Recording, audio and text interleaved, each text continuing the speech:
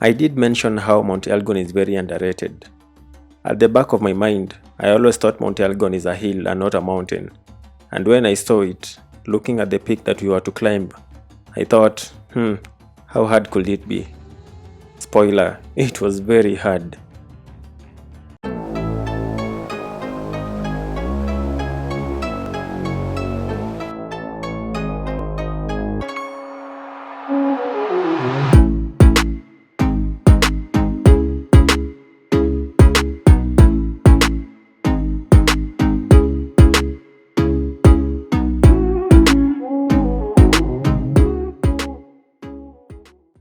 Start of the trail. At this point, we were already at 3,500 meters elevation. You won't think of it or even feel anything until you start the climb. The first 2 kilometers of the climb was probably the most physically challenging thing I have ever done. The route was only steep for about 50 meters and then a gradual climb, but I felt like death. It was very cold and I think I was struggling with breathing. You see, before you climb a mountain, you need to acclimatize. That is being in the location for several hours so that your body can adjust to the lower oxygen levels. The higher you go, the lower the oxygen levels and also the colder it becomes. Geography 101. Sleeping in the bundles in Mt.Elgon might have helped a bit with my body readjusting. I could feel I had breathing difficulties. I kept panting, but after the first 2 kilometers, my body was able to adjust and I could breathe normally through my nose and not my mouth like I was doing earlier. Mt.Elgon is also known to have the largest base of a volcanic mountain. The views up the hill was just stunning as we crossed the changing mountain vegetations, from grasslands to bamboos and some beautiful ground cells. There were several streams up the mountain. We climbed and occasionally rested for a few minutes. The peak that we were going for is called Koitobos Peak, which stands at 4,222 meters high. I wasn't the only one who found it challenging. Albert also came close to giving up, but we had already come too far to give up. Our guide David was probably laughing at us, wondering what is wrong with us, as he seemed to have no issues at all. But then, he was born in the area and he has been up the mountain hundreds of times. The toughest thing I've ever done. We finally got to the top and the views were rewarding. First, that was my first time at such an elevation, and it was also the toughest hike I had ever done. Climbing Mt.Elgon doesn't require any technical climbing skills, since the route is rather gradual and I think anyone who is physically fit can manage the climb. We sat at the top eating some biltongs and admiring the views, and then started the climb down.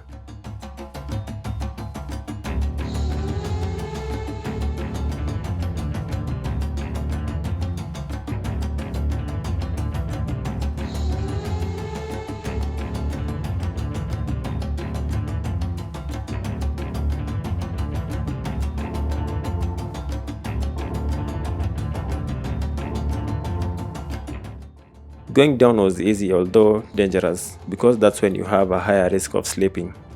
Mt.Elgon is a location I highly recommend you visit, whether you are a Kenyan or a foreigner. Add it to your list of must-do, and it will be worth the journey. We reached the beginning of the trail and drove down to one other cave called Makingen. Jane was tired and not feeling like walking and decided to stay in the car. Me, Albert and our guide David went to the cave, and honestly, I was so tired I couldn't even appreciate it enough. We spent literally seconds taking a few pictures and we were out. We exited Mt.Elgon and drove back to Kitale, ready to continue further north. The day started very early, around 6 AM, and we drove to Saiwa Swamp National Park, which is the smallest national park in Kenya. The unique feature of this park is that it is the only place in Kenya where you can view the Sitatunga antelopes, which live on wetlands. The park was a good visit as we walked for about 5 kilometers inside trying to locate the antelopes. The park only has a foot trail and vehicles are not allowed inside. It is a small park and also a river goes right through it. There are several bridges that you walk on, as well as several viewing point structures you can climb to have a better view. We were lucky to see a few of the Sitatunga antelopes. It was my first time seeing them, but all the pictures that I got were just terrible. When visiting, make sure you have a binoculars. 2 hours later, we exited the park and continued heading north. The next stop was the Kapenguria Museum. This is a famous place for Kenyans, and we learnt about it in school as it was where political prisoners were kept during the fight for independence. The museum is in pristine condition, and you get to walk around and even get in what were once prison cells for Kenyan freedom fighters. Here, there is a prison cell that was once occupied by the President of Kenya, Jomo Kenyatta. After Kapenguria, we headed even further north to Turkana.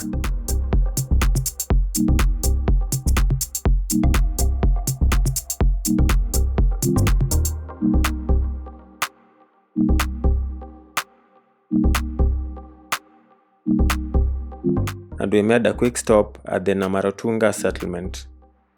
This spot is very easy to miss since there are no signs, and some locals were able to direct us where it is. It is commonly known as the Kolakol Pillar site.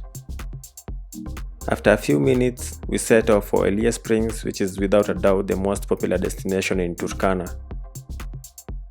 Even for me as a Kenyan, Turkana had always been this mysterious place that mostly had only negative stories coming from it. From hunger, lack of development, sickness and droughts. After visiting Turkana for the first time, all my thoughts of the place completely changed. From all the travels in Kenya, Turkana is the only place I will say offers you a truly remote feel. It's like being very close to the edge of civilization as you drive through miles and miles of empty desert land. This is not to mean that Turkana is not civilized. In fact, Lodwar town is very busy just like any other towns in Kenya, and there isn't any amenity you can find in another place that you won't find in Turkana. But the vast lands of nothingness gives you a true desert feel that you won't find anywhere else in Kenya.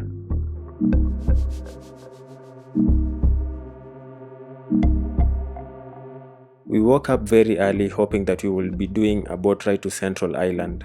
Unfortunately, the waters of Lake Turkana had other ideas. The waves were very strong, which would make the boat ride dangerous. We spent another 1 hour hoping the lake would calm down, but that didn't happen. To optimize time, we decided to drive to Turkana Boy, which was about 124 kilometers north in a town called Nariokotome. This journey didn't go so smoothly, as we did one of the greatest blunders in the car world.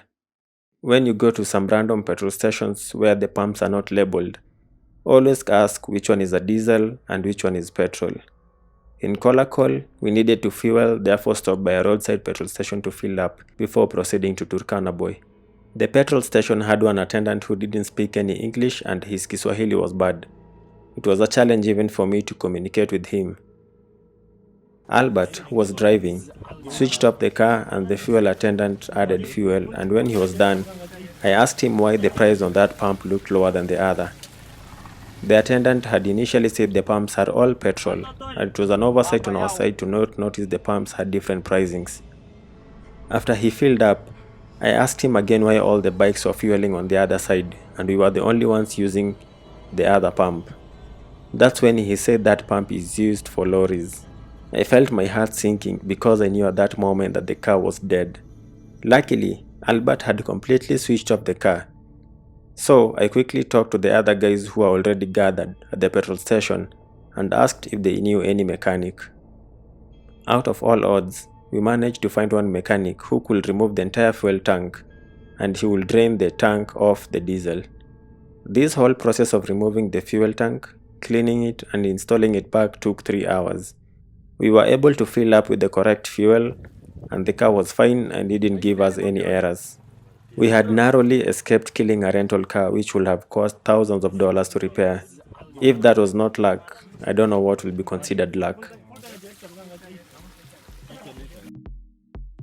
We then proceeded to drive all the way to Turkana Boy and saw the pillar, which marks a lot of human history, not just in Kenya but the world. It was exactly at this site that the oldest almost full early human remains were found, which date 1.6 million years old. It felt surreal standing there and imagining that 1.6 million years ago, an early human walked those lands. We took pictures, laid down and took even more pictures with the statue before starting our journey back to Elie.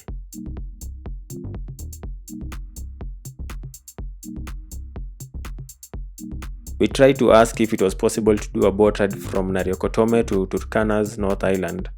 Unfortunately, there were no boats available. We drove all the way back to Elie and hoped the next day the lake would be calm and we could take the boat ride to Central Island.